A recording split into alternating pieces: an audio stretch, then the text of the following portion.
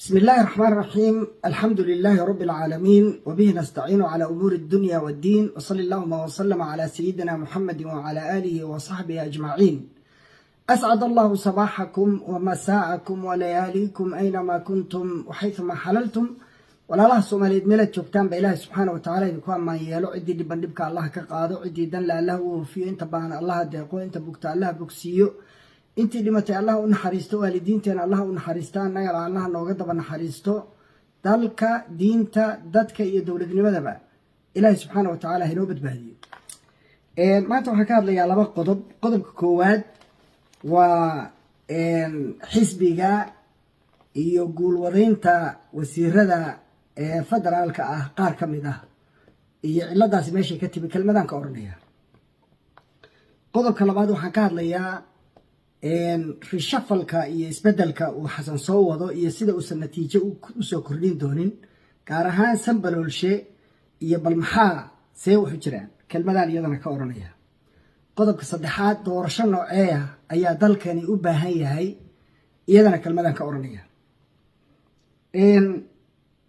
xasan waxaa laga yaabaa inuu ku sarqaansan yahay, aadna uu la dhacsan yahay waxa la yiraahdo guulwadaynta. uu isleeyahay taariikhda ha kuu gasho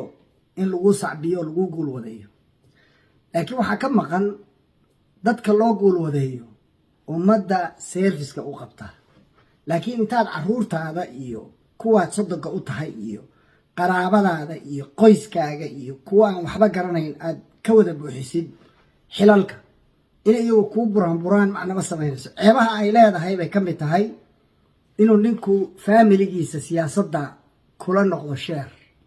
wiilaa soddon u tahay inuu kuu buraanburo ku yidhaahdo ustaadka weyn, dictoorka, professor, madaxweyne, yacni waa wax la yaab leh oo aada ugu raaxaysanayo xasan. yacni waxyaabo laqayeeba ku kicinaysaa. waxaad soomaaliya ila aragteen oo aan idin dareensiinayaa, soomaalida meel kastoo ay tahay, hadday somalilan tahay, puntland, jubbaland, meel kasta ay tahay, galmudug, soomaalidii hore baambaydu durbaanka ay garaacaan, muustikada ay tumayaan waxay ahaan jirtay maanta waa maalin weyne. maanta u fiirsada xasan sheekh kuwiisa waxaa lagu bedelay xasan dal xoreeye. haddii dal uu xoreeyey iyo talooma etoobiya u xoreeyey, ma kenya u xoreeyey, ma qaacid u xoreeyey, meel uu xoreeyey, dal uu xoreeyey ma garanayo. birmade xasan sheekh baa lagu bedelay. hadduu birmanayo daadka muqdisho baabi'iyey buu u birman lahaa. ninkaad kaba ka tolanaysa kabihiisaa la eegaa. wax uu ka boobo ka dhaco oo ka faramaroojiye mooye qoyska hoose isagu uu yahay xuma qaban, faamiliga hoose uu yahay, iska daa cid soomaaliya yuu u birmaday oo baas. yacni kacaankaasuu rabaa iyo durbaankaas. xataa baambaydii maanta waa maalin weyna. maanta waa maalintaan xorownay baa laga hadlayay. muusikadaasaa ku jiri jirtay, inkastoo aanan muusikadoo dhan anigu aanan rabin, laakiin waxay ku tusaysaa heerka qofkaa wuxuu rabaa inuu yidhaahdo hadda waxaa la dhisay xisbi, wuxuu ka noqday madaxweyne, guddoomiyaha xisbiga, ahna murashaxa xisbiga, ahna taliyaha guud ee ciidanka qaranka, ahna madaxweynaha jamhuuriyadda, dictor, professor, ustaad xasan sheekh maxamuud. waxaaba la daalayaa intaan magaciisa la gaarin baaba la daalayaa. waxa uu raadinayay oo rabay intaasay ahay. waa aad low quality. soddon ciyaal uu yahay iyo kuwa uu dhalay iyo kuwa qaraabadiisa iyo faamiligiisa wasiiradii wixii ka dhigay.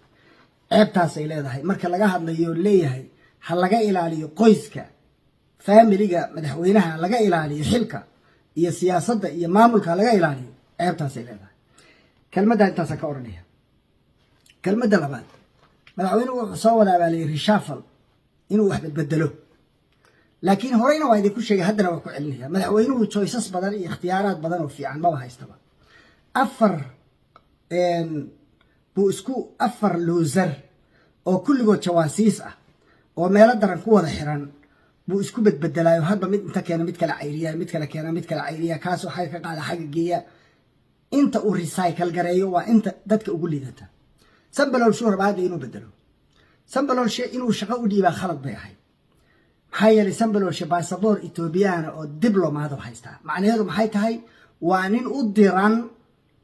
shaqana ugu maqan dalka Ethiopia waa qodobka labaad ee hadduu wax u dhiibayo inuu meel sensitive iyo nisa u dhiibo gaf labaad bay umada ku ahay waa marka saddexaad ee sanbalolshe waa shakhsiga hadda u fadhiya imaaraad meesha oo ay ku tashadaan oo ay ku xisaabtamayaan oo ay talada iyo sirta iyo xogta oo dhan ay ka helaan markuu bedelayana muxuu ku bedeli doonaa wal arki doonaa hadduu isaga bedelo iyo haddii la yiraahdo laga dhacsado oo la yiraahdo inuu bedelo rabaayo baryahan oo dhan la rafani in laga dhacsadana waa suurtagal laakiin wuxuu keeni doono iyo kuwa hadda la shaqeeya iyo kuwa buraanburaya oo magaraysa caruurihiisa iyo naagihiisa iyo xaafadihiisa ku jira iyo kuwa lamid uu keenaya wax macna la keeni maayo marka rishafalka waxaa loo sameeyaa ajandihii oo qalloocday in la toosiyo ajanduhu hadduu ahaa in wax la boobo iyo in la tuugaysto iyo in dabadhilif loo noqdo adduun kale Soomaaliya damba loogu maqnaan de kolley wuxuu keeni doonaa waxaynu wax ku fali doono ma aha say ila tahay waa arki doonaa qodobkaasna intaasan ka oran qodob kale igu dambeeya uguna muhiimsan waxaan maqli jiray doorasho nooceeyaa la rabaa Soomaalida waxay tiraahdaa ama culimadaaba tiraahdaa kelmadan kelimatu xaqin yuraadu biha baatil Ali ibn Abi Talib radiyallahu anhu baa u isticmaalay khawaarijtii markay ula soo baxeen ay dhaheen baynana wa baynaka kitaabullah Xasan wuxuu afka ku macaansanayaa dadkan rabaa inuu ku khaldo doorasho qof iyo cod rabaa doorasho qof iyo cod qof kasta rabaa waxa ugu wanaagsan oo aanu heli karno waa doorasho qof iyo cod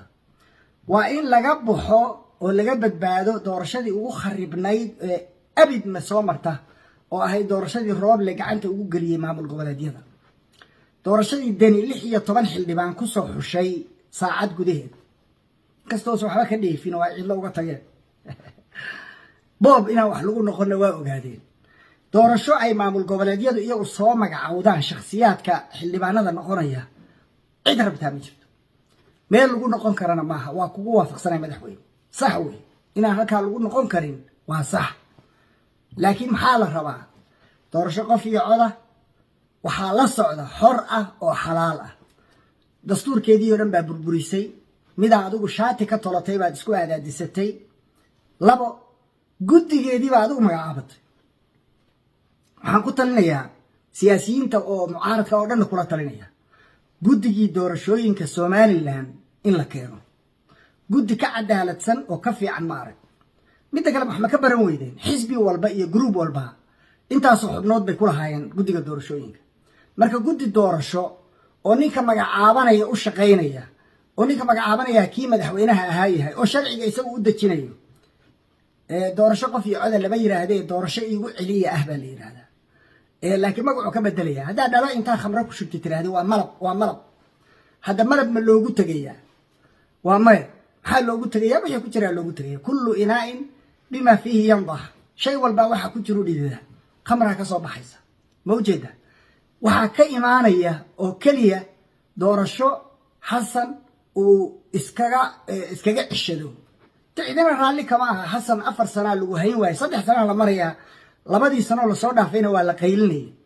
laguma hayn karo oo umada culays baa ku tahay oo Muqdisho culays ku tahay oo dadka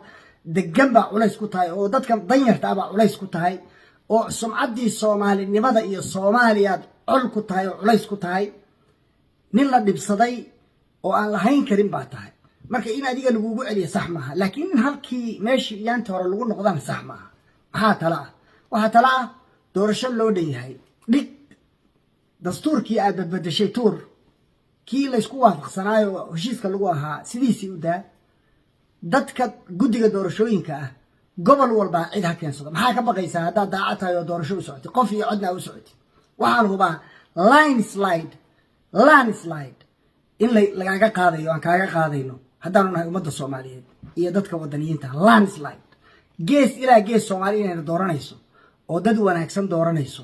oo ay xubno wanaagsan dooranayso oo dad ka fiican oo siyaasiyiin oo tartamaya ay dooran doonto ayaan ogahay doorasho qof iyo cod haday runta tahay dhig miiska dhig waxa ugu dhagan tahay guddiga doorashooyinka aad magacaabatay cidina kugula tartami mayso anaa rifriigiia arbitara ka ah gameka banoonigiina anaa ciyaaraya cidina kaa yeeli mayso kooxda kaasoo horjeedaa yeeli mayso marka kuu shaqayn mayso tii horeo kalena lama rabo maxaa la rabaa ama mid ka fiican tii hore oo proportional election ah oo dad badan ay ka qayb qaataan meeshii 100 qof iyo ay ka qayb qaadanayeen ay ka qayb qaataan dad badan ay ka qayb qaataan isla markaasna maamul goboleedka iyo nin tartamaya kaliya ma kuwa tartamaya oo dhan aysan lu kulahayn oo gacan ku lahayn dadka maamulayo kor joogteynayaan ay noqdaan dad lagu kalsoonaan karo oo maalan beesha kursiga iska leh